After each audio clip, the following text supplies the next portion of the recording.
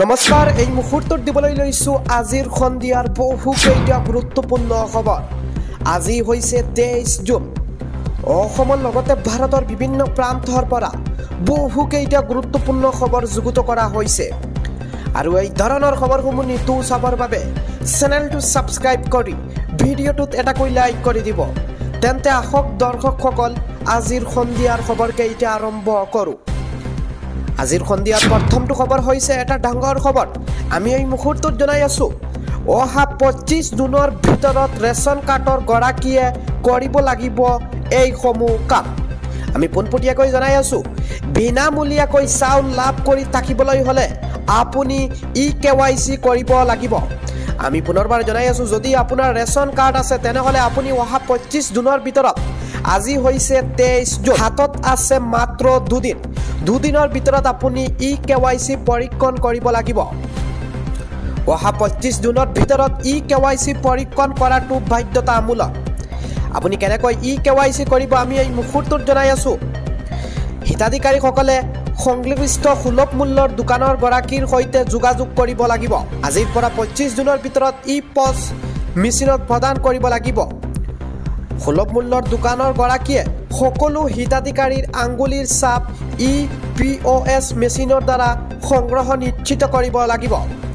EKYC পৰীক্ষণৰ দ্বাৰা প্ৰকৃত হিতাধিকাৰী প্ৰমাণীকৰণ সম্ভৱ হ'ব। আগবাঢ়িছো পৰৱৰ্তী খবৰটোলৈ।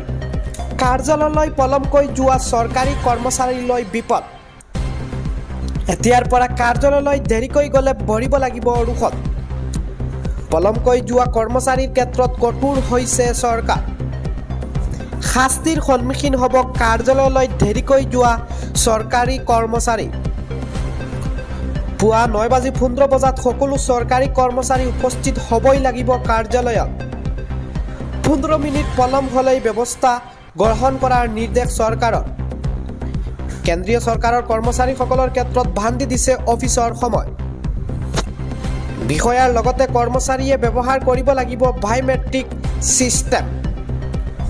অফিচত পলমকৈ গ'লেও কৰ্তন কৰা হ'ব আধা দিনৰ দৰমহা।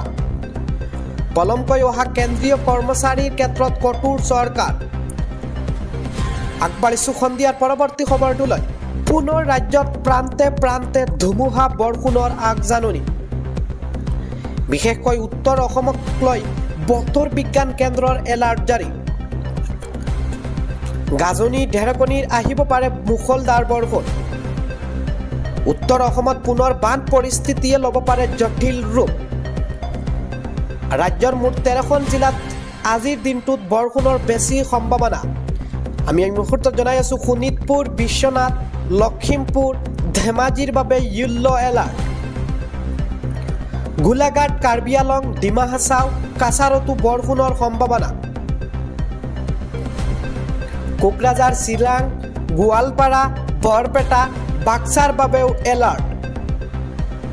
জনতাক সতৰ্ক হৈ থাকিবলৈ আহ্বান বতৰ বিজ্ঞান কেন্দ্ৰৰ। পৰৱৰ্তী খবৰটো হৈছে মক্কাৰ পৰা অসমলৈ আহিল এটা দুখৰ খবৰ। আমি পুনৰবাৰ জনাই আছো মক্কাৰ পৰা অসমলৈ আহিল এটা দুখবৰ। হজলৈ গৈ পবিত্ৰ মক্কাত অসমৰ হাজিৰ মৃত্যু।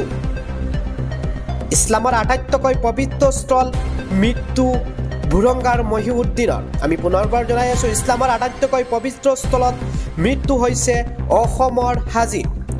মৃত বুৰংগাৰ মহিউদ্দিনৰ গড় হৈছে কাছাৰৰ কাটিগড়া। এইবাৰ হজলৈ গৈ অসমৰ কেইবাজনেও প্ৰাণ হেৰুৱাইছে। আগবাঢ়িছো সন্ধিয়াৰ পৰৱৰ্তী খবৰটোলৈ। আজিৰ পৰা আৰম্ভ হৈছে অম্বুবাচী মেলা। গুৱাহাটী নীলাচল পাহাৰত উখল মাখল পৰিৱেশ। ভক্ত, সাধু, সন্যাসীৰে ভৰিছে কামাখ্যা ধাম। দেশ বিদেশৰ পৰা আহিছে সাধু সন্ত। পুৱা 8:43:39 বজাত অম্বুবাচীৰ প্ৰবৃত্তি আৰম্ভ হৈছে আৰু অহা 25 জুনৰ নিশা 9:07:19 অম্বুবাচী নিপৃত্তি হ'ব। কামাখ্যা ধামলৈ যাতায়াত বন্ধ কৰিছে প্ৰশাসনে। বিপৰীতে পাহাৰৰ পাত দেশৰ পৰা ফেৰী কাৰৰ ব্যৱস্থা কৰিছে। বয়োজ্যেষ্ঠ শাৰীৰিকভাৱে বিশেষ সক্ষম লোকৰ বাবে ব্যৱস্থা এই ফেৰী কাৰত। আনসকল ভক্ত প্ৰৱেশদ্বাৰৰ খোজকাঢ়ি যাব লাগিব ধামলৈকে। আজিৰ পৰা 27 জুনলৈকে নাথাকিব কোনো VIP দৰ্শনৰ ব্যৱস্থা। কামাখ্যা মন্দিৰৰ মুখপথেৰে কোনো গাড়ী যাব নোৱাৰিব ওপৰলৈ। পাণ্ডুৰ পথেৰে বাহন যাব পাৰিব, সেই পথত থাকিব ফেৰী কাৰ। কোনো ব্যক্তিগত বাহন ওপৰলৈ নিব নোৱাৰিব নীলাচল পাহাৰলৈ। পৰৱৰ্তী খবৰটো হৈছে ৰাজ্যত এইবাৰ বন বিভাগৰ এনকাউণ্টাৰ। আমি এই মুহূৰ্তত জনাই আছোঁ এটা বিগ নিউজ। ৰাজ্যত এইবাৰ বন বিভাগৰ এনকাউণ্টাৰ। লাওখোৱা অভয়াৰণ্যত বনকৰ্মীৰ গুলীত 2 ভাৰতীৰ মৃত্যু। চোৰাংকৈ মাছ ধৰিবলৈ যোৱাত ভাতৃদ্বয়লৈ বনকৰ্মীৰ গুলী। বনকৰ্মীৰ গুলীত নিহত হৈছে জলিল উদ্দিন আৰু সমীৰ উদ্দিন। লাওখোৱা অভয়াৰণ্যৰ চৰাইহাগী বন শিবিৰ এলেকাত এই ঘটনা। নিশা ৰৌমাৰী বিলত চোৰাংকৈ মাছ ধৰিব গৈছিল দুয়োৱে। নিহত ভাতৃদ্বয়ৰ ঘৰ জুৰিয়াৰ ডিং বৰিচাপৰি গাঁৱত। পৰৱৰ্তী খবৰটো হৈছে বিজেপিত মুকব আঘাত। প্ৰাক্তন কেন্দ্ৰীয় মন্ত্ৰী বিজেপি ত্যাগ। দল ত্যাগ কৰিলে প্ৰাক্তন কেন্দ্ৰীয় মন্ত্ৰী সূৰ্যকান্ত পাটিলে। বিধানসভা নিৰ্বাচনৰ পূৰ্বে মহাৰাষ্ট্ৰ বিজেপিত হাহাকাৰ পৰিস্থিতি, কিয়নো লোকসভা নিৰ্বাচনত মহাৰাষ্ট্ৰৰ হিংগোলী সমষ্টিৰ পৰা পাটিলে বিচাৰিছিল টিকেট আৰু সেই সমষ্টিটোতো একনাথ সিদ্ধেৰ শিৱসেনাৰ বাবে এৰি দিছিল বিজেপিয়ে। ইয়াকে লৈ ছ'চিয়েল মিডিয়াত দলৰ প্ৰতি ক্ষোভ উজাৰিলে জ্যেষ্ঠ নেত্ৰীগৰাকীয়ে। সূৰ্যকান্ত পাটিলে শৰদ পাৱাৰ NCPত যোগদান কৰাৰ সম্ভাৱনা। পৰৱৰ্তী খবৰটো হৈছে স্কুলৰ কিতাপ বিক্ৰী কৰি ধৰা পৰিল প্ৰধান শিক্ষক। এইবাৰ প্ৰধান শিক্ষক নুৰুল ইছলামৰ বিৰুদ্ধে গুৰুতৰ অভিযোগ। 438 নং তামুলুডি প্ৰাথমিক বিদ্যালয়ৰ প্ৰধান শিক্ষক নুৰুল ইছলাম। ঘটনা সন্দৰ্ভত কলহীকাষ গাঁৱৰ ৰাইজৰ তীব্ৰ প্ৰতিবাদ। প্ৰধান শিক্ষকগৰাকীয়ে পলায়ন কৰাৰ অভিযোগ। আগবাঢ়িছোঁ সন্ধিয়াৰ পৰৱৰ্তী খবৰটোলৈ। যান বাহনৰ লাখ লাখ গৰাকীৰ বাবে আহিছে ডাঙৰ খবৰ। হেলমেট পৰিধান নকৰাসকলৰ আৰক্ষীয়ে প্ৰকাশ কৰিব ফটো। ফটোত থাকিব পাৰে আপুনিও।